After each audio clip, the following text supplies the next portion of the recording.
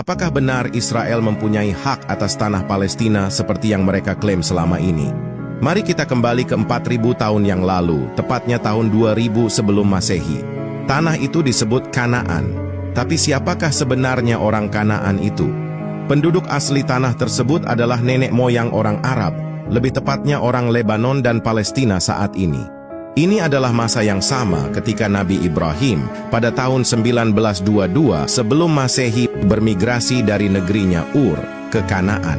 Pada tahun 1750 sebelum Masehi, Nabi Yakub yang juga dikenal sebagai Israel, putra kedua dari Nabi Ishak, sekaligus cucu dari Nabi Ibrahim, memiliki anak-anak yang dikenal sebagai Bani Israel. Sampai saat ini belum ada kerajaan yang berdiri dan mereka hanya dianggap sebagai suku dan tanahnya masih bernama Kanaan yang saat itu dikuasai Mesir.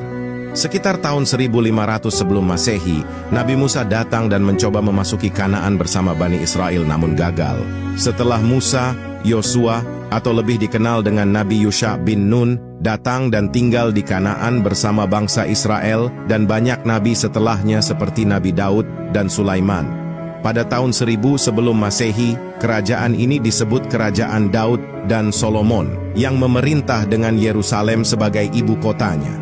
Setelah kematian Raja Sulaiman, sekitar tahun 800 sebelum Masehi, kerajaan terpecah menjadi banyak bagian, terutama bagian utara sebagai Kerajaan Israel dan selatan sebagai Kerajaan Yehuda. Pada tahun 721 sebelum Masehi, Kekaisaran Asyur atau Asiria menaklukkan bagian utara dan menghancurkan 10 suku Yahudi dan meninggalkan bagian selatan dengan ibu kota Yerusalem dan hanya tersisa 2 suku. Namun pada tahun 587 sebelum Masehi, Raja Babilonia menyerang 2 suku yang tersisa dan menghancurkan kuil Sulaiman. Kekaisaran Persia mengambil alih tanah tersebut sekitar tahun 530 sebelum Masehi dan mengizinkan bangsa Israel untuk tinggal di Yerusalem dan membangun kembali Bait Suci.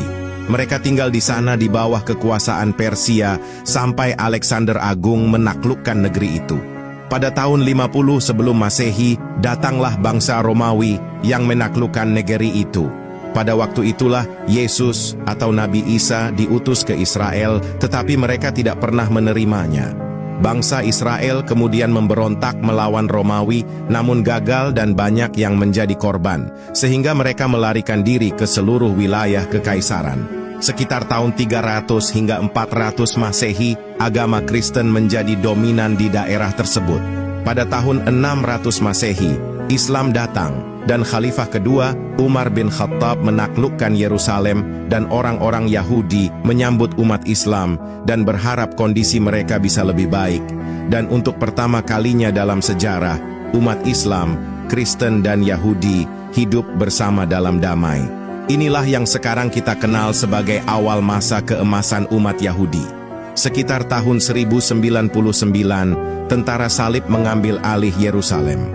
Pada tahun 1187 Masehi, Sultan Salahuddin Al-Ayyubi merebut kembali kota tersebut dan mengundang orang-orang Yahudi untuk kembali, dan mereka hidup damai dengan umat Islam dan Kristen dalam waktu yang lama.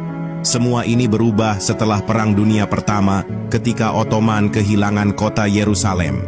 Tanah itu sejak dahulu disebut Palestina, dan Inggris yang kala itu adalah pemenang Perang Dunia I berjanji akan memberikannya kepada Zionis, padahal mereka sama sekali tidak memiliki hak untuk melakukannya. Gerakan Zionis kemudian mulai mengusir warga Palestina dan membangun pemukiman ilegal setelah warga Palestina dengan tangan terbuka telah menyambut baik orang-orang Yahudi yang sebelumnya menjadi korban kekejaman Nazi Jerman. Sejak saat itu, penjajah Israel terus-menerus melakukan ekspansi dan mengambil alih wilayah Palestina, mengklaim itu adalah hak mereka, padahal Palestina adalah penduduk asli dan nenek moyang mereka adalah bangsa Kanaan yang sudah ada bahkan sebelum Nabi Ibrahim. Jadi tidak benar jika dikatakan bahwa Israel memiliki hak historis atas tanah Palestina seperti yang mereka propagandakan selama ini. Justru tindakan mereka merupakan kolonialisme dan ambisi yang telah melewati batas-batas kemanusiaan. Hari ini, Dunia telah menyaksikan sendiri bagaimana kekejaman para penjajah terhadap rakyat Palestina dalam sebuah peristiwa besar yang suka ataupun tidak telah menjadi bagian dari sejarah.